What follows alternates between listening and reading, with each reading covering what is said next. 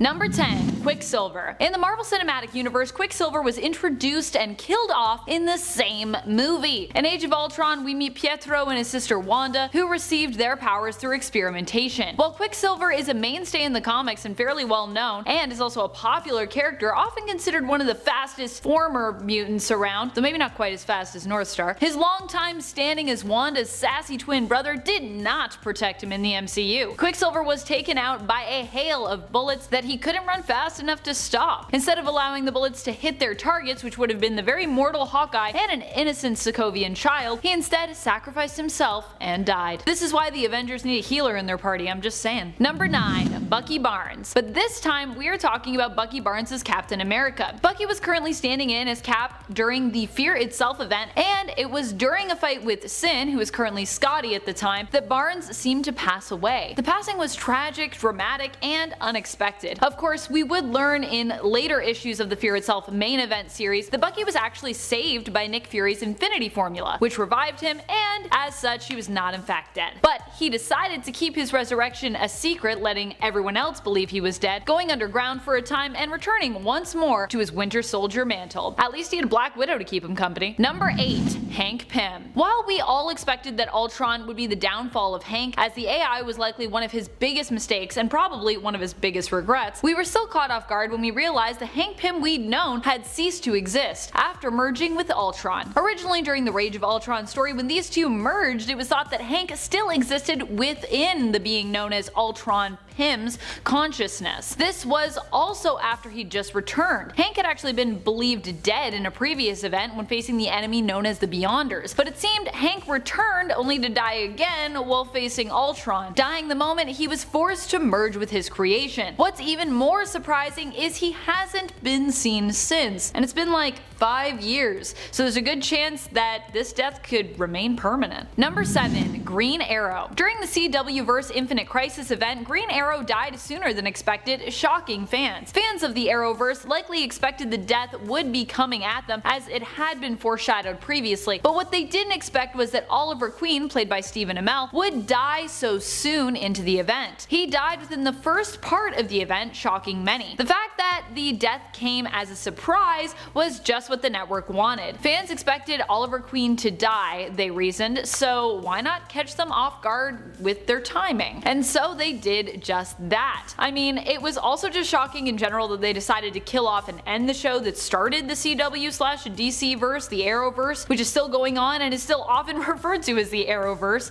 despite Arrow ending, but I guess they had a good 8-season run. Number 6. Batman. Usually when Batman dies, it's in a way that seems very non-final. He'll fall into a pit or go MIA and be presumed dead, or he'll get terribly injured, but manage to recover somehow. When you compare his standard deaths to the one that he suffered in Final Crisis, it's easy to understand why it appeared to be so shocking. In Final Crisis, he was basically mummified by Darkseid, who attacked Batman with his Omega beams after Batman managed to wound him. It was bad. Superman managed to recover Bruce's body, which basically just looked like a skeleton. This was Batman at his most dead. The most dead I feel like that we'd seen maybe ever, leaving people to wonder how Batman would even recover from this. Of course, sure as the sun rises in the east and sets in the west, he did return, though the explanation for him returning was so bad and strange, it was almost more shocking than his death. Number 5. Hulk. In Civil War II, Bruce Banner and the Hulk were put to rest for good. Bruce no longer wanted to be plagued by his Hulk form, and so took a few measures to make sure this would never happen again. After Amadeus Cho helped his friend Banner by taking away his burden and transferring all Bruce's gamma radiation into himself. To make sure that he never again transformed into the big green giant, Bruce had an arrowhead constructed made of gamma-enriched vibranium, basically making his own version of a silver bullet. He entrusted the arrowhead to his friend and teammate Clint Barton, aka Hawkeye. Although Banner had not turned green or had an episode in some time, when Inhuman Ulysses predicted that it would come to pass and would cause massive deaths, Hawkeye did not hesitate and swiftly executed Bruce before he had a chance to transform. Of course, it's probably them chasing him down and trying to catch him that made him transform in the first place, so that prediction, who knows. However, this was the end of the Incredible Hulk, but it would lead to the beginning of the Immortal Hulk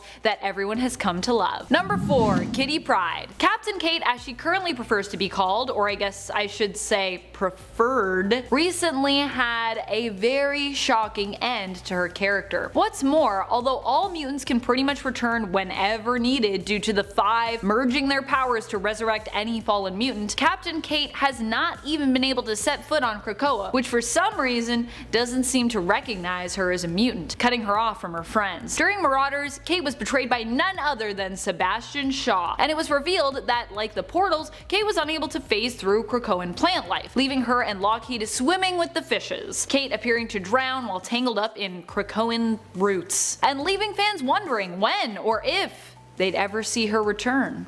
Number 3. Cable. In a surprising turn of events, Cable killed Cable during the miniseries Extermination. The death of older Cable came about when both he and young Cable disagreed on how best to avoid a catastrophic future event. Older Cable aimed to avoid the catastrophic future by showing the younger X-Men responsible the error of their ways, whereas younger Cable believed they just needed to be straight up eliminated to prevent the events from taking place. Young Cable believed his older self had become weak and soft, and so killed him. It was also pretty crazy that the issue in which old Cable died was also the issue in which young Cable first appeared, though we wouldn't actually even find out till the end of the issue that old Cable's murderer was actually his younger self, leaving many fans shocked that a younger Cable was appearing to take the place of the established, grizzled, and well-loved older version. People are still, I feel like, kind of shocked by it. Even today. Number 2. Black Widow. There was a point when I definitely saw this death running headlong at us, but I was hoping, like almost everyone, that there could be another way. Please, there's gotta be another way! Of course, there wasn't. In the MCU, Black Widow chose to sacrifice herself in order to recover the Soul Stone, which the Avengers needed to rebuild the Infinity Gauntlet, reverse the effects of the snap, and save basically 50% of the universe, including their other colleagues, friends, and fellow heroes who had perished. We knew something would have to be sacrificed to get that Soul Stone, because we saw that before. We knew it was coming, and yet it still didn't hurt or surprise us any less when it did. Especially considering that it seems like this is a permadeath for Black Widow in the MCU, and that there will be likely no way of bringing her back. She died before she even got her own movie. That's pretty shocking. Number 1. Wasp. A lot of deaths in Ultimatum were shocking, mostly because they were so permanent, but also because a lot of them were pretty gruesome. We talked about another of Janet Van Dyne's death on part 1 of this list from the main continuity, but the one from the Ultimate line, more specifically Ultimatum, was one of her most shocking deaths ever because of how gruesome it was. Here, Janet dies and then is eaten by the Blob. And just FYI, it wasn't like she was small at the time and he like just accidentally swallowed her or something. This was gruesome. Like, I'm gonna eat you life-size type of thing. Like, I'm gonna literally, your guts, or you know what I mean. One of the reasons why Ultimates existed, of course, was to be the darker, more shocking alternate world to Marvel's usually more bright and optimistic main continuity, so I guess they succeeded there. Number 10. Mysterio. All the events surrounding Mysterio's death were pretty nuts. Mysterio took his own life following his failed attempt to corrupt Daredevil. The whole Daredevil plot was also pretty nuts. One, because it was all quite involved as Mysterio tried to ruin Daredevil's life. Poor Matt. Everyone is always trying to ruin his life and mess with his head, and really, the dude has enough problems as is just dealing with past traumas. And 2, Mysterio jumping into a Daredevil story was just something very different, as Mysterio is pretty much exclusively a Spider-Man villain. At the time, Mysterio had already been dying of cancer, and so when his plot failed, he decided his time was done. What was also pretty neat was all the uncertainty surrounding his death. This being Mysterio, many fans were skeptical that he was even dead, with some believing that he'd faked his death. Number 9. Spook. So I was talking with some of the other staff here at Top 10 Nerd, and apparently I'm the only one who is shocked by the passing of the Spook. So if there are other Spook fans out there, please make yourself known in the comments. Help me prove that I'm not the only Spook fan, unless I am. Boy, that would be embarrassing. More for Spook though, I think, than for me. For those who are less familiar with the Spook, he is a Batman villain known for being a master escape artist and for his hypnosis skills. The Spook was known for helping other criminals to escape from prison for a price. He actually helped build Gotham's maximum security prison and would find himself in prison there multiple times after being caught by Batman. Spook is a villain who has been around since the 1970s, and while he's appeared in under 50 issues, it's still always shocking to me when one of the original and older rogues passes away, because you know it's likely they won't be returning. Such was the case with Spook, who actually had been thought dead much earlier in his criminal career and returned 10 years later, but this time around in issue 657 of Batman, Damian Wayne killed him, taking his head as proof of the deed, not something one usually comes back from. Even if it has been. It's been over 10 years now as well in real life, so I don't think he's coming back. Number 8. Mr. Sinister. During the Messiah Complex storyline, Mr. Sinister was killed both memorably but also somewhat surprisingly. He was betrayed by Mystique, okay, maybe that part of it wasn't super surprising, who used a comatose and dying rogue as a weapon. Now that's kinda surprising. Taking the new mutant Messiah baby, later known as Baby Hope, for herself, and using Rogue's touch to kill Sinister. Not only was this death shocking, but it would help to pave the way for all of Sinister's clones to come. Number 7. Carnage. To be honest, Carnage has had a few shocking assumed deaths over the recent years. One of these happened during the events of Axis when Carnage's alignment was inverted. Carnage took on the mantle of your friendly neighborhood Carnage and set out to try and be a hero, which was already surprising and disturbing enough, especially considering that Cletus Cassidy was still psychopathic and still had violent urges and tendencies that he struggled against. One of the most surprising moments of Axis was when Carnage helped in the fight against the alignment reversed evil X-Men, who attempted to set off a gene bomb which would kill all humans in the vicinity. I feel like it was a big vicinity, but I'll let people in the comments argue how big that vicinity was. I think it was like all of New York. Spider-Man, who was still a hero, and Carnage were unable to defuse the bomb in time, and so Carnage chose to sacrifice himself, shapeshifting around it to absorb and prevent its blast radius. Of course, we assumed that Carnage had been killed during this noble act, but like most other times when we suspected Cletus dead, he just lost his legs and would later return to his evil ways. Man, how many legs has that guy had? A lot of legs.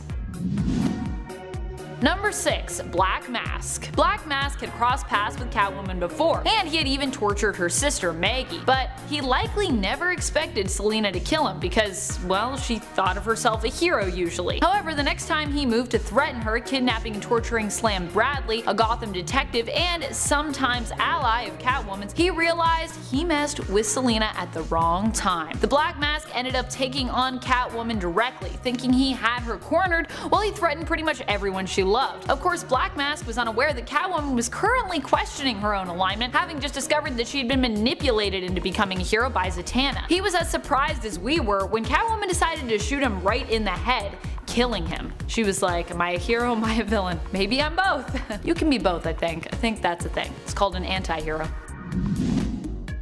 Number 5. Molecule Man. Owen Reese, aka Molecule Man, was a longtime villain until recently. After his involvement in God Emperor Doom's Battle World, where he was basically kept as a prisoner and used as a power source by Dr. Doom, Reese agreed to help Mr. Fantastic rebuild the multiverse. Using Molecule Man's power, Reed Richards succeeded in doing so, returning the multiverse to the way it was meant to be and kind of improving it in some areas. Unfortunately, during their adventures together, the Future Foundation was set upon by a new villain known as the Griever at the End of All Things, who had her endlings devour Molecule Man's body. Because he had used parts of himself to anchor the multiverse, Molecule Man was no longer as infinite as he once had been, and randomly died at the hands of this new villain. Wow, what a way to go, especially considering he was such a cool villain. Oh well, RIP. Number 4. Joker. Death of the Family was another shocking DC story all around. I mean, it's another huge Joker plot, and shocking is something we've come to expect from Batman's arch nemesis. If you expect it, can it still be shocking? I think so. Joker is one of those villains who almost always gets away. After all, Joker is the most iconic villain and is so popular, it would be truly shocking if DC did something like, I don't know, kill him off? Well, at the end of Death of the Family, that is just what appears to happen. Joker plummets to his death off an underground cliff. And while we all know falling into a pit does not equal death, all nerds should know this, he was presumed dead and would remain so until the events of Endgame in 2017. DC's Endgame, not Marvel's Endgame. Just FYI. Endgame took place, by the way, almost a full 2 years after he went missing at the end of Death of the Family. Of course, in Endgame it would be revealed that Joker was fully restored via a pool of Dionysium found at the bottom of a cliff, and that he'd been laying low disguised as Arkham Asylum orderly Eric Border. But we wouldn't know that till later. Number 3. Darkseid. During the Darkseid War, we saw one of the strongest supervillains, Darkseid, defeated. Pretty impressive. It took a lot, but when the Flash merged with the Black Racer, in addition to exposure to the anti-life equation, Darkseid was finally defeated, and not just defeated, killed. This form of Darkseid would seemingly be gone forever, but in its place we did get a new Darkseid following these events. The baby of Earth 3's villainous Lois Lane, aka Superwoman, and Alexander Luthor, was taken in by Darkseid's daughter, Grail, to be raised as the new Darkseid imbued with Darkseid's essence. Little essence of Darkseid in there. Now you got a new Darkseid baby. Also, it's super weird that Darkseid is raised by his daughter, but whatever. That's weird. Still weirds me out. Number 2. Poison Ivy. Heroes in Crisis gave us multiple shocking deaths, but one such death was shocking not only because it was the death of a major character, but because it completely revamped that character's design and later on led to a different path. Poison Ivy was one of those reported dead in the event at the Sanctuary, and had currently been on a heroic path at the time. She was soon after resurrected using a rose she'd given Harley Quinn by Wally West himself, who actually turned out was responsible for her death. But this time around, she looked completely different when she came back, so both her death and her resurrection were pretty surprising, and this all happened in one story, one event.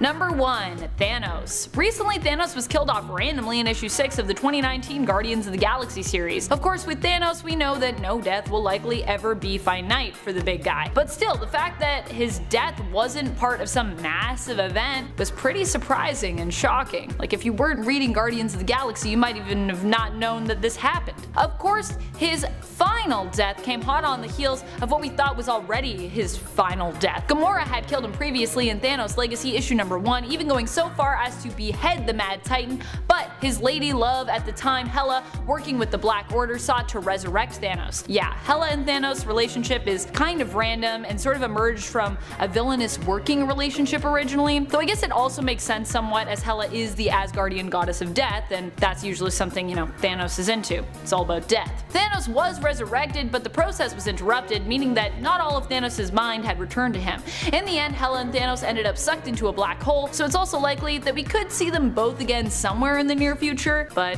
I feel like usually most people that go into a black hole in real life, you're probably dead. Number 10. Superman and Wonder Woman's carnal embrace. Hopefully we all know who Frank Miller is, one of the most influential and popular creators in comics today, having wrote and illustrated Batman The Dark Knight Returns and The Dark Knight Strikes Again. Ring a bell? Okay, good. Well, Frank Miller was also responsible for one of DC's most disturbing moments when he portrayed Superman and Wonder Woman, how should I say this, getting it on? All things considered, we've probably seen worse, right? After all, DC had Superman and Wonder Woman dating as part of their New 52 continuity, so it should come as no surprise that the two would, However, Frank Miller's over-the-top writing showed that this act was actually killing an untold number of people. How, you might ask? Well, in one specific case, as these two godlike beings fly up in the air and crash down to Earth during the act, we see earthquakes erupting all over the planet, hurricanes forming, tsunamis going nuts, and Hawaii was actually completely evacuated. All for the payoff of a super dumb pun, with Wonder Woman noting that the Earth moved. But sure, it's a cute joke, but how many people died due to the carelessness of these two? Now, I couldn't find the exact issue that this takes place in, but I know what happens in The Dark Knight Returns, so if you know it or can find the issue, post it in the comments below so we can all check it out for ourselves. Number 9. No more Watchmen. In the last issue of the original Watchmen limited series entitled A Strong and Loving World, we get a truly shocking reveal. Ozymandias was actually the bad guy all along. Turns out he was responsible for the deaths of thousands in New York, the death of the comedian, the accusations on Dr. Manhattan, and the framing of Moloch. Sure, that is shocking to say the least, but there's actually more, as it's what happens after that that's truly shocking. Now, don't get me wrong, Ozymandias' intentions were good. He did all that he could to prevent a nuclear war between the Soviet Union and the US. But it was still an injustice for Rorschach, and he wanted to expose Ozymandias. Setting out to do so, Rorschach encounters Dr. Manhattan and tells him exactly what happened. Dr. Manhattan tries to stop Rorschach from exposing Ozymandias, but Rorschach responded by saying that Manhattan had to kill him first in order to stop him. Now, in a shocking turn of events, Dr. Manhattan actually vaporized Rorschach and chose to believe in Ozymandias' cause instead. If you haven't already read this limited series, I highly recommend that you go back and check it out, starting with 1986's Watchmen, number 1. Number 8. Emerald Twilight. In the mid-90s, DC decided that it was finally time for the second and most well-known Green Lantern, Hal Jordan, to step down from the mantle so that it could be passed on to someone else. So how did DC decide to end the career of one of their most beloved heroes? Well, they couldn't just send him off quietly. Of course they had to turn him into a villain of some sorts, undoing pretty much all of the good he's ever done. In the reign of Superman's storyline, which took place after the death of Superman's storyline, Hal's home of Coast City was completely destroyed by the villains Mongol and Cyborg Superman. As a result, the city was demolished and its 7 million citizens were killed. This turn of events made Hal completely lose it, and he believed that if he could steal all the main power batteries' energy, the source of the Green Lantern's rings, he could permanently rebuild Coast City. To do so, he killed all of the remaining Green Lantern Corps and the villain Sinestro, which led to him becoming the villain Parallax. To DC's credit though, they later redeemed Hal by having him sacrifice his life to restart the sun during the Final Night storyline, and revealing that his madness had been caused by being possessed by an entity made of fear. Hal would later go on to reform the Green Lantern Corps thanks to the expert guidance of Jeff Johns, but Emerald Twilight does still remain a black spot on DC's legacy. Check out this insane storyline for yourself in 1994's Green Lantern Volume 3, number 48 all the way to number 50. Number 7. The Killing Joke. Now I feel like I've already mentioned this before, but I am gonna mention it again. This is probably my favorite Batman storyline ever. The story involved the Joker breaking loose from Arkham Asylum, kidnapping Commissioner Gordon, and attempting to drive the man mad, all to prove that it only takes one terrible day to drive anyone crazy, which is actually a theme that was revisited in the Dark Knight movie, in which the Joker believes anyone will do terrible things if the circumstances are bleak enough. Along the way, Joker attacked Barbara Gordon in a way that still has people talking decades later. Joker shot her through the spine and paralyzed her. Later, while trying to drive Commissioner Gordon crazy, Joker showed him pictures he took of Barbara that showed Joker took off her clothes and insinuated some pretty bad things. Although regarded today as a classic Batman/Joker story, The Killing Joke has also received some deserved criticism for the way that it had the Joker paralyze Barbara Gordon, making her another victim in the woman in the refrigerator trope, which I will talk about just a little bit later. Barbara did later become a hero to many paraplegics when she became the cyber crime fighter known as Oracle, but the circumstances of her paralysis are still considered some of the most exploitative moments in comic book history to today. If you think you can stomach it, check out this one shot for yourself in 1988's Batman: The Killing Joke. Number 6. Identity Crisis. Now at its core, Identity Crisis is a love story wrapped inside a murder mystery with a concerted effort to bring real-world crime and quote-unquote darkness to the Justice League's Ivory Watchtower. It all starts with the death of Sue Dibney, the elongated man's wife, and from there it spirals into a story of lines being crossed by which supervillains and heroes. Addressing heavy topics like forced mind wiping, the story made some readers pretty uncomfortable, and when all was said and done, the family members of a few heroes were dead and the reputations of others were tarnished in brand new ways. It's eventually realized by Dr. Midnight, Mr. Terrific, and Batman, all separately I might add, that Sue was murdered using some pretty familiar tech. However, it's not done by someone that you would expect. Cover your ears now if you don't want to hear who it was. Okay, the murderer was Jean Loring, the wife of the Atom who was committed to Arkham Asylum after she's discovered. There are two viewings of Identity Crisis. One is a dark tragedy reflective of the real world, and one is a tenaciously destructive tentacle of the Watchmen squid monster still wriggling around 15 years later. I've only seen the former, but if you've seen the latter, I would love to hear your thoughts in the comments below. Haven't read it and want to give it a go? Well, check out 2004's Identity Crisis number 1 all the way to 2005's Identity Crisis number 7. Number 5. Jason Todd's death.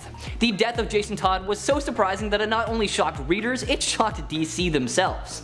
Now the character has had a pretty weird history, as he was introduced as the new teenage Robin after Dick Grayson grew up and became Nightwing, but fan reaction to Jason was pretty mixed. In 1988, DC Comics writer Denny O'Neil pitched the idea of making the readers vote via a 1-900 number on how a story would end, and O'Neil knew the vote couldn't be on something small, so he decided the vote would be about the fate of the second Robin, Jason Todd. Knowing that Todd was relatively unpopular, it would help settle what needed to be done with the character. So, setting up a 36-hour voting period, readers got one of two numbers to call from the back of Batman number 427. The ending of that issue showed us the Joker beating Todd with a crowbar, leaving him in a warehouse that was set to explode. Then issue 428 came out and the final vote was 5,343 for killing Todd and 5,721 against it, meaning his fate was sealed. Jason Todd was dead, and the iconic image of Batman carrying Todd's body that followed was one that is still recognizable to most comic fans today. Years after the event, O'Neil revealed there was actually someone who programmed their phone to call every 90 seconds for 8 hours. That person chose the same option every time for Jason Todd to die. totaling around 320 votes from that one person alone. O'Neill has gone on record saying that one person was the reason why Jason died in the first place. If you're not familiar with this storyline, aka Death in the Family, check it out for yourself, starting with 1988's Batman Volume 1 number 426 to number 429. Number 4. Alexandra DeWitt's death. For so many heroes, one of their biggest fears is that their secret identity will get out and put their loved ones at risk, so generally they do all they can in order to prevent that from happening. In Kyle Rayner's case, he learned the hard way what happens if you're not careful enough. After taking over the Green Lantern mantle from Hal Jordan and receiving his power ring, Rayner seeks out his girlfriend Alexandra, or Alex DeWitt. DeWitt wasn't sure what to make of the new power Rayner had acquired, but eventually helped Rayner control and understand the potential he had command over. In hindsight, probably not the best idea, because one day he came home and found out that she had been killed by the supervillain Major Force and had been stuffed into a refrigerator. Kyle, obviously upset and motivated by anger and regret, sought out Major Force.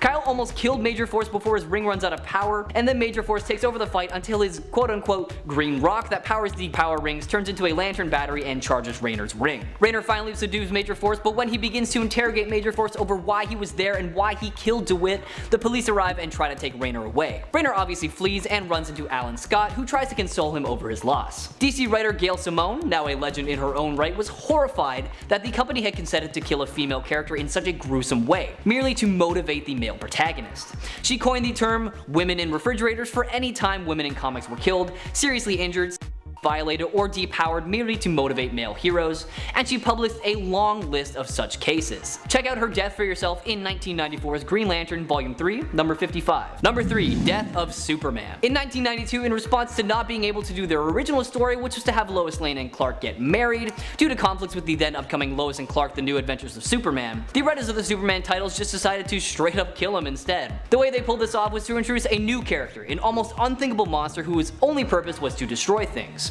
Dubbed Doomsday, he cut a swath of destruction towards Metropolis. Jump forward a little bit to 1993 and we see Superman take on this unstoppable bad guy. Now obviously Superman was able to take down the bad guy because he's, you know, Superman, but both Doomsday and Superman ended up succumbing to their injuries at the end of the fight. While some heroes have been resurrected multiple times, this was the first and only time that Clark Kent bit the dust, and it sent shockwaves through the entire world of comics. The aftermath of the story followed how the world reacted and who showed up to take its place, the latter part featuring the introduction of several new characters who stuck around to help form the later DCU. Death of Superman is one of the most far-reaching media events in comics history, and that coupled with the return of Superman changed the rules for DC forever, opening the door for anyone to come back to life. Check out the storyline for yourself so you can see firsthand what this death meant to the DC universe, starting with 1992 Superman The Man of Steel Volume 1, number 18. Number 2. Crisis on Infinite Earths. By the mid-1980s, many of DC's superheroes had been around for about 50 years, and things were starting to get a little bit confusing. Early versions of characters didn't match up with later versions, and the comics had way too many continuity problems regarding ages, time periods, powers. There were just little flaws in continuity everywhere, especially with their bigger characters. Now while most fans were willing to overlook these flaws, it was becoming more and more problematic with each passing year. Crisis on Infinite Earths changed the whole landscape of the DC universe and served as the first time a comic book company would reboot its entire continuity in order to revamp everything. Crisis on Infinite Earths essentially wiped out all of these continuity issues, the multiverse, and even several characters, because, you know, back when character deaths actually meant something, giving us a streamlined, consistent DC universe for the first time in a very long time. The storyline itself brought together heroes from all over DC's universes to battle the Anti-Monitor, and ended with some major deaths. As well as resetting the DC universe and revitalizing characters and storylines, Crisis was one of the first major overarching comic book crossover events. It really goes without saying, but if you haven't read this storyline yet, then you're truly missing out, so check out 1985's Crisis on Infinite Earths number 1, all the way to 1986's Crisis on Infinite Earths number 12. And number 1, massive layoffs. This is actually something that Amanda brought to my attention, and when I read more about it, I knew this had to be at the top of our list today. Taking place in early to mid-August, so this month, there were rumors going around that DC had not only laid off a ton of employees, they'd also completely shut down DC Collectibles. Described as an absolute bloodbath by reporters everywhere, those said to have lost their positions are Editor-in-Chief Bob Harris, Senior VP of Publishing Strategies and Support Services Hank Cannells, VP of Marketing and Creative Services Jonah Wieland, VP Global Publishing Initiatives and digital strategy Bobby Chase, senior story editor Brian Cunningham, and executive director Mark Doyle, who oversaw the rollout of the Black Label graphic novels. That's not even including the other 600 employees that lost their jobs as well, so needless to say, this is a hefty bunch of people who lost their jobs. For now though, it does remain to be seen just how much these layoffs will affect DC and how the publishers will bounce back. Number 10. Ant-Man. After Brian Michael Bendis took over the Avengers, he decided to shake things up a bit in order to create a new main roster for the team with the Avengers Disassembled story. In this story, we saw the Avengers mansion and many teammates killed when the corpse of Jack of Hearts shows up at the mansion randomly, urging the Avengers that he brings a message of warning. Scott Lang moves towards Jack just as he explodes, destroying the mansion and killing Lang. We later learned that this was all Scarlet Witch's doing, who at the time was beginning to lose her grip on reality due to her famous psychotic break, which of course would later lead to the events of House of M and later on M-Day. Number 9. The Wasp. Near the end of Secret Invasion, Janet Van Dyne was taken out, and of course no one was expecting that as it was near the end of the event, and all in all it was kinda random. It's revealed in issue 8 of Secret Invasion that Janet herself was turned into a biological weapon by the Skrulls, who were able to get her a new growth hormone posed as a gift from Hank Pym. But of course it wasn't Hank, it was a Skrull disguised as Hank. Janet obviously took this new growth hormone, which she was told would allow her to turn from giant size to microscopic like that. What it truly did was turn her into a giant biological weapon, attacking everyone around her, Skrull and human alike, until she finally began to shrunk down and she died. Number 8. Hellcat. A pretty crazy turn of events led to Patsy Walker's death in the 90s, when comics was pretty much nothing but a crazy turn of events. After seeing the darkness of her husband Damon Hellstrom's soul, or Hellstorm as he was known then, Patsy was driven insane. She became a shadow of her former self, rail thin and babbling non-stop about Damon at all hours. Meanwhile, in Hellstorm Prince of Lies issue 14, Damon seems to be off having a fine old time while this is going on. In the end, Patsy's desperation to be at peace brought a being known as Death Urge to her. This being was there to help Patsy pass, which apparently was what she wanted. He kills her pretty gruesomely by driving a spike through the back of her head. Yikes. And she has to go fight people in hell for a bit. That's how it goes. Number 7. War Machine. During the events of Civil War II, we all knew we were going to need a catalyst for the war, but I don't think anyone would have expected that it would be War Machine's death that would have got us there. During a conflict with Thanos that Ulysses the Inhuman predicted, Rhodey died. A single and brutally direct punch from Thanos was all it took. Even with his armor, War Machine didn't stand a chance. At this time, he was dating Captain Marvel, and Carol, believing his death could have been avoided, started to try and get people to listen to Ulysses' visions and react before their events could come about. Whereas Tony Stark cautioned against trusting the visions and suggested they simply react to events as they happened. This is what basically started the war, and while many were surprised and sad at Rhodey's death, fortunately, he would later come back to life following Tony Stark's own resurrection from a comatose state following the conflict. Number 6. She-Hulk. Recently in Empire number 4, She-Hulk was revealed to have actually died back in Empire 1. In Empire issue number 1, Shulky is given a hammer by the alien plant race of the Kotati. The hammer is said in combination with Kotati meditation techniques to help She-Hulk channel her rage, restoring her brilliant mind to her. How nice, you might think. But we later learn that the Kotati are actually the bad guys in this situation, and it's later revealed during her off-panel adventure where she's supposedly given this hammer and taught techniques that she was actually killed by the Kotati so they could use her body as a weapon and as their own vessel. She transforms into a plant monster, and in a flashback we witness Jennifer Walters' fate as it's quickly summed up that yes, she died. What was so shocking about this death was that it was kind of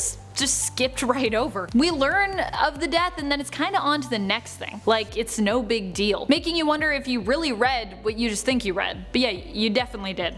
Number 5. A Death in the Family. You might be thinking, but wait a minute, shouldn't we have seen this one coming at least? During the unfolding of a story involving Jason Todd's Robin leaving Batman's side and searching to find his birth mother, writers at DC allowed the fans to decide Todd's fate. Jason Todd had proved to be more unpopular in his role as Robin in comparison to the former Robin, Dick Grayson, and writers figured they'd let the fans decide whether Jason Todd remained as a character or was permanently wiped out. Killed. In the end, the votes were close, but the majority said that Jason Todd should perish. So, he did. What shocked many fans is that DC actually followed through, and this death was also pretty gruesome. Apparently, many fans who actually had voted thought it was a ruse, and so had not put too much consideration into their vote, assuming DC would never actually follow through with it. Letting the fate of Todd be decided by a fan poll even shocked Frank Miller, who commented that he thought it was the most cynical thing DC had ever done. Number 4. Heroes in Crisis. One of the more shocking superhero deaths to happen recently in DC was a massacre at the superhero mental rehabilitation center, The Sanctuary. This happened in the limited comic book series Heroes in Crisis. Many lost their lives in the massacre, including Roy Harper and reformed Poison Ivy. What was more shocking was when we learned that another superhero was responsible for the deaths, although the massacre for them was not intentional. Originally, the murderer was actually believed to be either Booster Gold or Harley Quinn, but it was later revealed that Wally West, who was also one of the suspected dead at the time, was the one responsible, and that his trauma had caused him to lose control of the Speed Force, which caused the energy blast that killed everyone. Number 3. Bucky Barnes. I don't think anyone would have expected Captain America's sidekick Bucky to have been killed, especially because originally in the continuity he wasn't. Both he and Cap had continued to fight on after the war, but it was later retconned that this wasn't actually the true heroic duo, and that they had actually gone missing during the end of World War II. Cap was then recovered, but we would later learn via flashbacks to World War II events of Bucky's death, and how he had gone MIA while he was working with Cap. Bucky's suspected death was a surprising revelation and became known as one of the irreversible deaths in comics. That is until the early 2000s when Ed Brubaker, in another shocking twist, brought Bucky back, revealing he'd been alive this whole time, and giving us the brilliant Winter Soldier. While the death of kid sidekick Bucky Barnes was shocking, discovering he was actually alive was even more so. Number 2. Death of Wolverine. While we knew that Wolverine's healing factor was beginning to fade due to a viral infection that was plaguing Logan, he was also one of Marvel's most popular characters. Wolverine was such a big character at this point in 2014 after years of being one of the most iconic X-Men and tons of animated and live action films only adding to his popularity. No one expected that Marvel would actually want to wish him ill. And yet, in September of 2014, the death of Wolverine began, which saw Wolverine hunted down by his enemies thanks to a bounty that had been placed on his head by Viper. In the end, it's actually revealed that the founder of Weapon X, Dr. Abraham Cornelius, is behind the plot to capture Wolverine. During the fight with Cornelius, Wolverine finds himself covered in liquid adamantium. This hardens around him, and due to his healing factor not working at the time, he suffocates and dies. Number 1. Death of Superman. The Death of Superman was a crossover story that was meant to shock readers and show them that the invincible Superman they'd come to know over the years wasn't quite as invincible as they maybe thought. Death of Superman was an event that began near the end of 1992 and took place over the course of what was almost a full year in real time, ending in October 1993. The idea for the story involving Superman's death actually came out of a passing joke. While brainstorming ideas for replacement stories for the story of Lois and Clark getting married, which DC decided to postpone, Jerry Ordway suggested they should just kill him. Sales for the Superman series had actually recently begun to drop off, and this joke quickly became the replacement plot for the wedding story, hoping it would remind people of Superman's importance. Number 10. Maxwell Lord, Infinite Crisis. In the pages of Countdown to Infinite Crisis, the Blue Beetle is left near bankruptcy after funds from his company were mysteriously stolen. His investigation into his missing fortune yields something much darker though, a conspiracy to wipe out the superhuman community orchestrated by the Justice League International's former manager,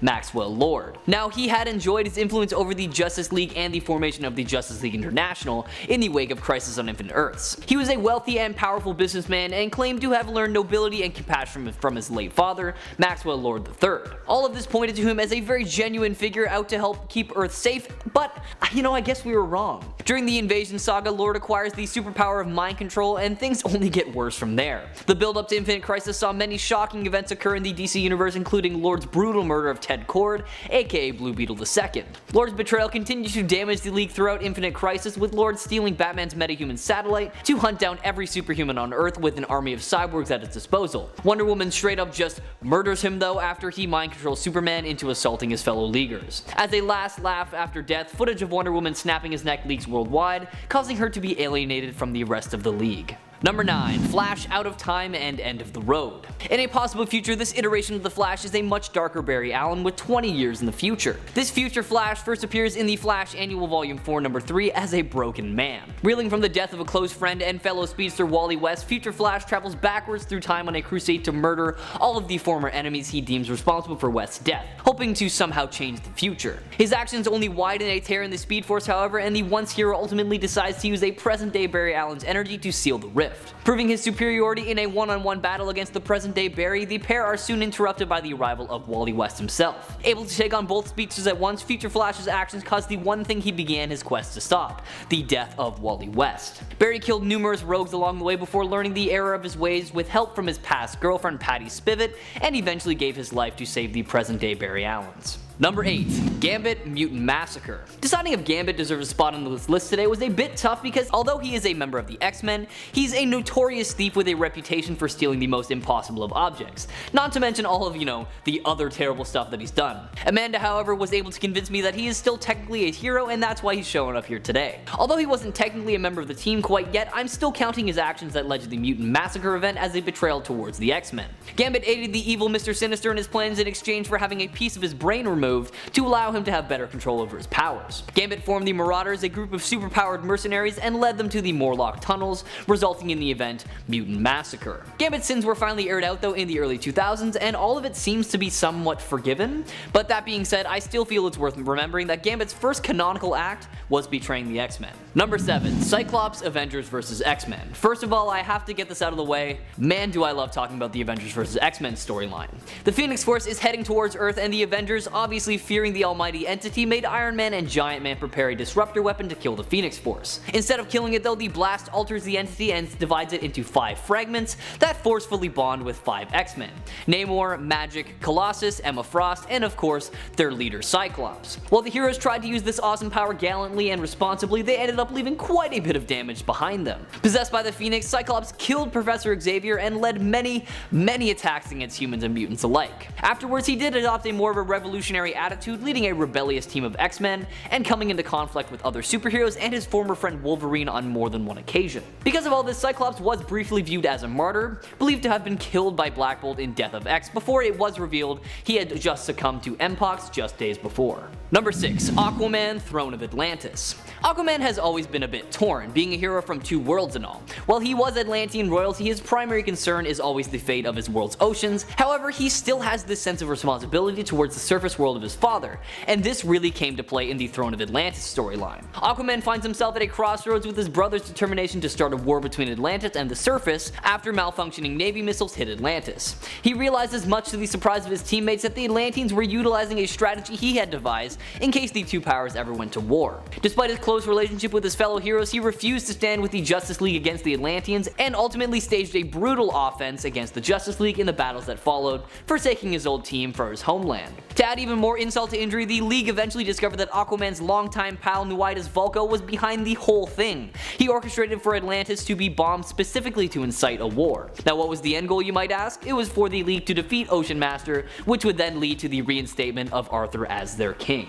Number 5. Wolverine Old Man Logan. Now, if there's one member of the X-Men that you can truly trust, it's definitely Wolverine. He is surprisingly loyal and dictated by a code of honor. Still though, that doesn't stop a betrayal or two from happening every now and then, though it wasn't necessarily his own fault. In the Wolverine Old Man Logan storyline, we get to see the vicious side of Wolverine that we've all come to know and love. However, like I said, it wasn't really his fault. So basically, it's the future and Logan is an old man, and he hasn't used the Wolverine persona or his claws since this mysterious night in the past when the villains supposedly attacked. We learned through some flashbacks that a massive group of 40 supervillains attacked the X-Men mansion, and during this attack, Wolverine gets in touch with his primal side and grows crazy and just kills every single one of them. After the fight and the intense slaughter, things change and Wolverine realizes that this was all just an illusion. The entire time, Wolverine had his vision and mind altered by Mysterio, and all the villains that he killed in combat were actually his fellow X-Men. This destroyed Logan, and he decided to retire his Wolverine mantle for good after that, essentially killing that part of him so he would never do something like that again. It's definitely a sad way to end a run as a hero, but I can see why he felt that was necessary, and as much as I hate to say it, this was a huge betrayal and definitely a shocking one at that. Number 4. Green Lantern Emerald Twilight. In 1994, DC decided that it was finally time for Hal Jordan to step down from the Green Lantern mantle so that it could be passed on to someone else. So how did DC decide to end the career of one of their most beloved heroes? Well, they couldn't just do it Quietly, of course, they had to turn him into a villain of some sorts, undoing pretty much all of the good he's ever done. In the Reign of Superman storyline, which took place after the Death of Superman storyline, Hal's home of Coast City was completely destroyed by the villains Mongol and Cyborg Superman. As a result, the city was demolished and its 7 million citizens were killed. This turn of events made Hal completely lose it, and he believed that if he could steal all of the main power battery's energy, the source of the Green Lantern ring's power, he could permanently rebuild Coast City. To do so, he killed all of the remaining Green Lantern Corps and the villain Sinestro, which unfortunately led him to becoming the villain Parallax, who even to this day looms over Hal. Hal did eventually redeem himself by sacrificing his life to restart the sun during the Final Night storyline, and also by revealing that his madness had just been caused by him being possessed by that fear entity. Hal would later go on to reform the Green Lantern Corps thanks to the expert guidance of Jeff Johns. Now, all things considered, this is a huge betrayal and a bit of a tough one to overlook, making it remain a black spot on DC's legacy. Check out this insane storyline for yourself in 1994's Green Lantern Volume 3, number 48 to number 50. Number 3. Tara, the Judas Contract. Now, if I'm being honest, there is probably no betrayal more famous than that of Tara Markov's. Debuting in New Teen Titans number 26, Tara Markov was a young, precocious girl who joined the team. It was learned later that Tara infiltrated the team at the behest of Deathstroke, dismantling the team from the inside. Throughout the 4-part storyline, Tara gives Terminator all of the information he needs in order to take down the Titans one by one, and he does so starting with Corey and Donna Troy, slowly making his way through all of them until he got to Dick Grayson, who was able to elude him. Realizing that he can never truly retire from superheroing, Dick adopts a new costume and identity and calls himself Nightwing, while Joey is also ready to follow him into battle as Jericho. Adeline then gives the heroes the location of the Hive Command Center, and Nightwing and Jericho go to the Hive base nestled in the Rocky Mountains, sneaking into the facility and discovering that the Teen Titans have been strapped to a giant machine which is slowly siphoning away all of their life energy. Nightwing and Jericho fight through a horde of Hive shock troops, but are eventually captured. Using the Terminator's body and weaponry, Jericho frees the other Titans and begins fighting the Hive, and Tara is enraged at Terminator and feels that his affection of Joey makes him look weak. She completely loses control of her sanity and yearns for nothing more than the death of everyone in the room. Changeling refuses to believe that Tara has gone bad and is certain that the Terminator has just brainwashed her. Tara's powers rage out of control until she finally causes a mountain of earth and debris to collapse down from the ceiling, unfortunately killing her in the process. Number 2. Batman Tower of Babel. Easily one of the most trusted but not the most trusting heroes around, it should really come as no surprise that Batman had secret files outlining the ways to take down his teammates just in case, right? Well, apparently it was pretty shocking for the other members of the Justice League during the Tower of Babel storyline.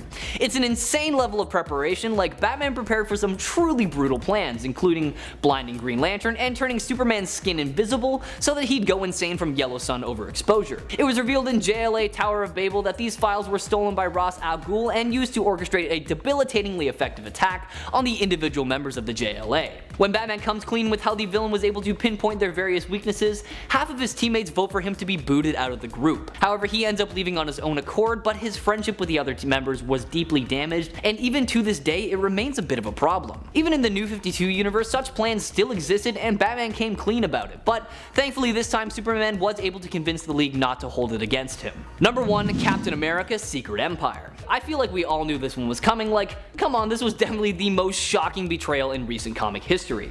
After the Red Skull messed with and manipulated Kobik, a sentient cosmic cube, Steve Rogers revealed himself to be a Hydra defector, but more specifically, he was a Hydra sleeper agent who happened to be a twisted version of Cap that secretly took his place. Allying himself with a new Madam Hydra, Rogers took advantage of a global catastrophe to seize control of the world's government. Once in power, Hydra just made its move. S.H.I.E.L.D., infiltrated by Hydra thoroughly, began assuming control of key locations and executing any who stand in its way. I'll let you all check out the storyline for yourself because it is a great one, but I will tell you that our good Cap comes out on top in the end, defeating his evil doppelganger in a head-to-head battle. A few weeks later, and after a ton of hard work, the United States was thankfully turned back to normal. Number 10. Phoenix Saga. Although now we just look back at the Phoenix Saga as being a part of history, at the time it was shocking. Jean Grey merged with a cosmic force that saved her from dying in outer space, attracting the presence we have come to know as the Phoenix Force. This Phoenix Force would later be revealed to now be a part of Jean, granting her great power. She became known as having the power of a god and then turned dark and became an insane supervillain, and then she died. And she had been one of the founding members of the X-Men. This was big stuff. Of course, Jean wouldn't stay dead, which would end up only shocking readers even more in the future when she did return. Especially as it meant that Cyclops would abandon his happy home life with Jean's clone, Madeline Pryor,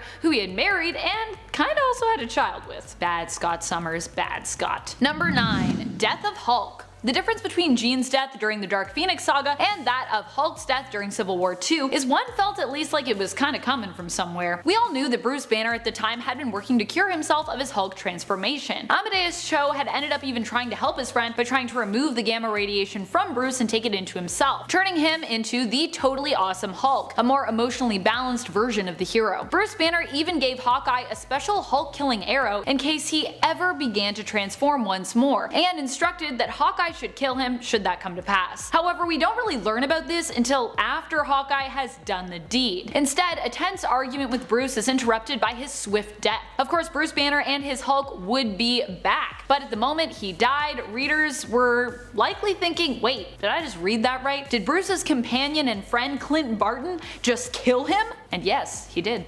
He did do that. Even he was shocked. Number 8. Death of Wolverine. The death of an unkillable and one of the most popular heroes? This one caught a lot of people off guard initially, and likely helped to boost sales just from that title alone. Everyone wanted to know how Wolverine's story would end. Of course, once again, this is comics, so Wolverine's death would not end up being permanent. Because, yeah, he is one of the most popular characters, so obviously we're not gonna let him stay dead. In the end, it was adamantium that was Wolverine's undoing. The very thing that had made him so tough over the years also ended up killing him. Wolverine was without his healing factor after a microverse virus deactivated it, and learned that, well, there was also a bounty on his head. While other brilliant minds rushed to fix Wolverine's healing factor, Logan was resigned to his fate, not showing any desire for having it brought back. He tracked down the one responsible for the bounty on his head, and during the confrontation ended up rushing to save Weapon X test subjects and victims from having the deadly adamantium bonding process that he had actually gone through years before. Slashing the tanks of adamantium caused him to become covered in the liquid metal, which hardened and encased him, suffocating and killing him. What a way to go. But like I said,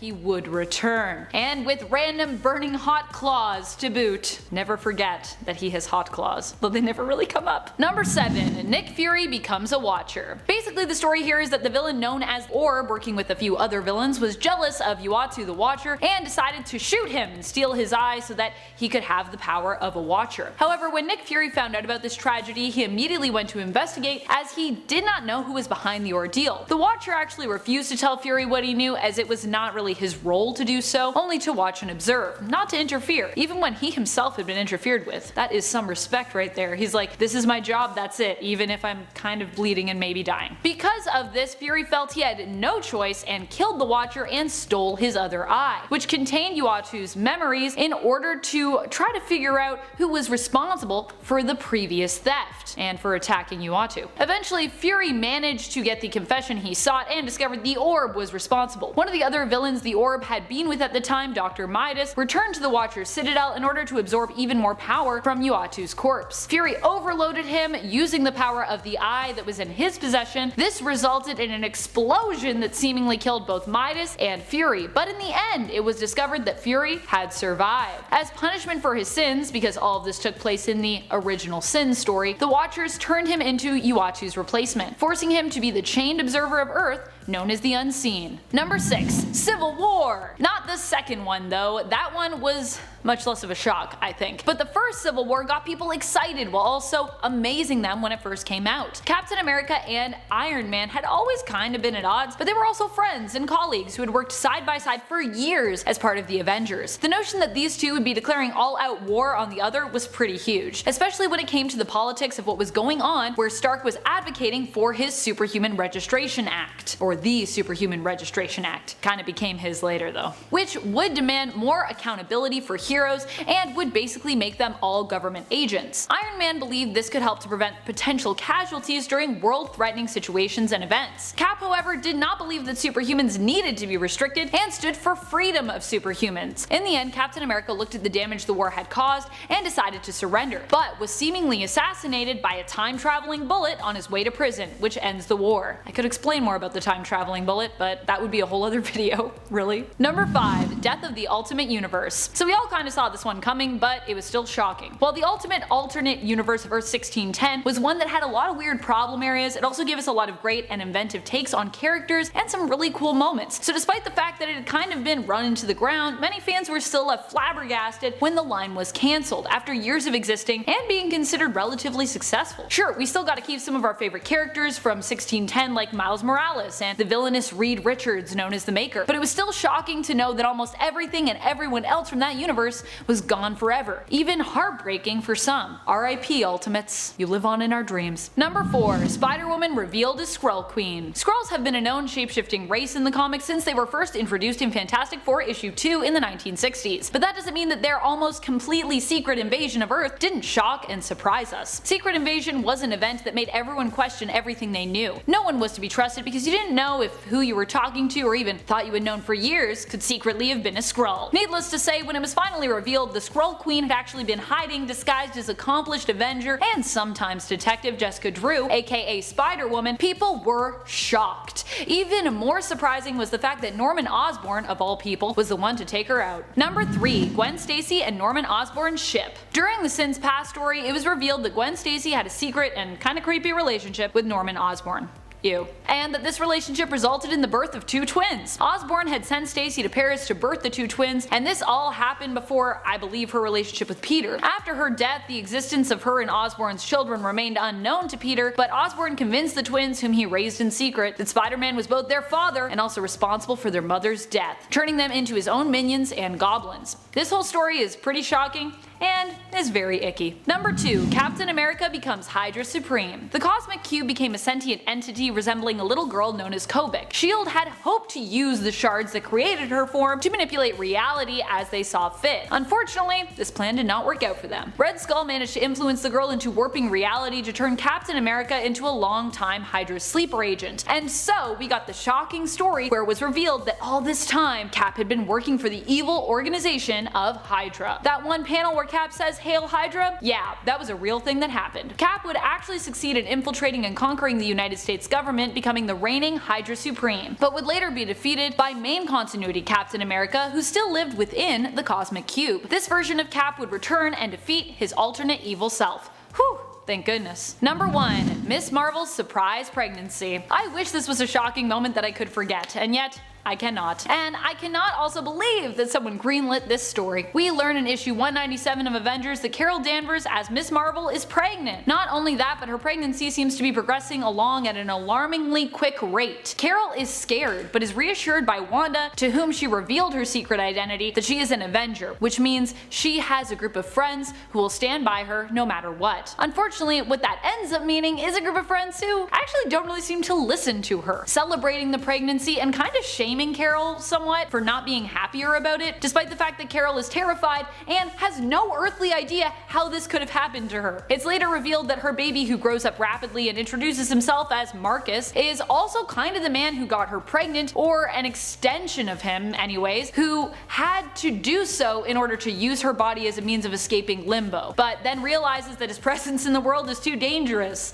What a great plan you had. He ends up returning to limbo, but Carol for some reason decides to come with him so that he won't be alone. At no point do the Avengers really listen to Carol or check in with her or try to help her when she's obviously being manipulated by Marcus, who even confesses that he manipulated her to begin with. Thankfully, Chris Claremont at least wrote an Avengers annual a year later calling out how shockingly bad this story was. Thank you, Claremont. Coming in at number 10, we've got Tales from the Crypt. And why not start with a bona fide classic? Sure, most folks know it from the TV show now, but it all originated with the comic. Throughout the 50s, EC Comics put out all sorts of horror anthology comics, with tales about as varied as you'd expect. Credited along other horror classics like Eerie and Creepy with bringing comics back from the brink after World War II, Tales from the Crypt effectively used horror to captivate audiences all over the place. Most folks associate Tales with the one and only Crypt Keeper, especially those who were introduced to the series through the TV show. But in the original run of comics, there were 3 figures introducing us to macabre tales, each with their own unique personality and distaste for the other hosts. So many classic horror stories are packed into Tales from the Crypt, and that's not even taking into account how forward-thinking they were. Like all good horror, Tales takes shots at the establishment and the status quo, questioning why things are the way they are. While maybe a little outdated, this is a classic comic that set the standard for things to come. Coming in at number 9, we've got Fatale. Now for something a little newer. Ed Brubaker and Sean Phillips' Fatale. This is a wild postmodern crossover involving all sorts of awesome horror stuff. First, we've got the noir elements, seedy criminal underbelly, lots of shadows, and a femme fatale protagonist. Then we've got some Lovecraftian intrigue folded in. And of course, it's all done up in a 50s style, adding to the timeless feel of it all. We follow Jo, a seemingly immortal woman who's been chased for decades by a Lovecraftian cult. Jo has the power to make men fall irreversibly in love with her, whether or not she wants that to happen.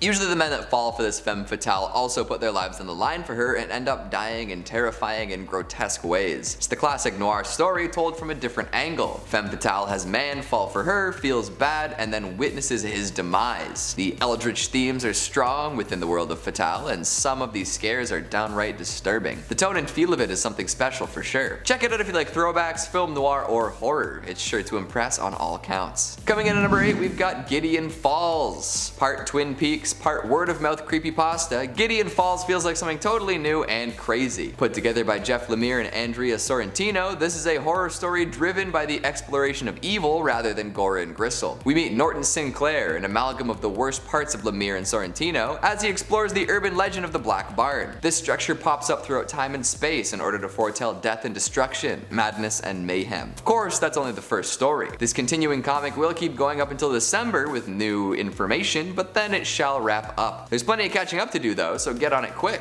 Just be prepared to feel the terror flow through you. Coming in at number 7, we've got The Walking Dead. What kind of essential reads list would this be without the horror comic that defined the last decade and beyond? Sure, the TV show and resultant spin-offs probably have a bigger audience at this point, but the comics are what got everything started. The Walking Dead is the ultimate modern zombie franchise. There are graphic novels, there are novelizations, there are video games, and they all tell compelling stories of people trying to live during a zombie apocalypse. The terror and mayhem of the initial outbreak are usually glossed over, and The Walking Dead instead opts to look at how human beings attempt to retain some semblance of real life among the chaos. The zombies themselves, while gross, disfigured, and dangerous, aren't the scariest bit by a long shot. Although Tony Moore's art style definitely sells the terror they're supposed to give off. But in the world of The Walking Dead, the zombies are pretty easy to deal with if you're able to stick to a plan. Not all people can though, and a lot of the time the deepest terror comes from how people deal with the post-apocalyptic world. Humans are capable of some truly messed up things, and this is explored in depth. In addition to being wildly popular, The Walking Dead is also long running, so if you're looking for something to really take you on a journey, maybe give it a go. Coming in at number 6, we've got Nameless. Grant Morrison writes some archaic, bleak, and hard to stomach comics, which is exactly why I'm recommending you read Nameless. It's a tale of body horror and humanity's failures. Likened by some to the works of Clive Barker and David Cronenberg, it's a nightmare on a whole other level. In it, a crew of astronauts end up crossing paths with God, like the one and only in this case. And instead of being a benevolent, loving, caring figure, God just decides it's time to crank up that despair. And with despair comes all sorts of technicolor blood and gore. Gigantic maws open up to swallow folks, endless eyes constantly watching. It's a disturbing and lasting tale, one that will confuse and cause pain. Coming in at number 5, we've got The Sandman. Neil Gaiman is a name that most folks watching are probably already familiar with. And if you're not, don't worry. He's got such a wide range of stories to consume, I'm sure you'll come across him somewhere else very soon. The Sandman is one of the most critically acclaimed comics of all time. It is the tale of Dream, the human form of all dreams and tales. He's imprisoned by some occultists by decades and eventually manages to escape. From here, he's able to fly around the universe, ensuring that all of the dreaming business he's been entrusted with is taken care of. There have been all sorts of genre spins throughout the series, but one that sticks out to most folks is the story known as 24 Hours. A lunatic by the name of Dr. Destiny gets a hold of a magical ruby, which he uses to control the minds of everyone in a 24-hour diner. He makes them confess their darkest secrets, and believe me, some of these are dark, and then has them torture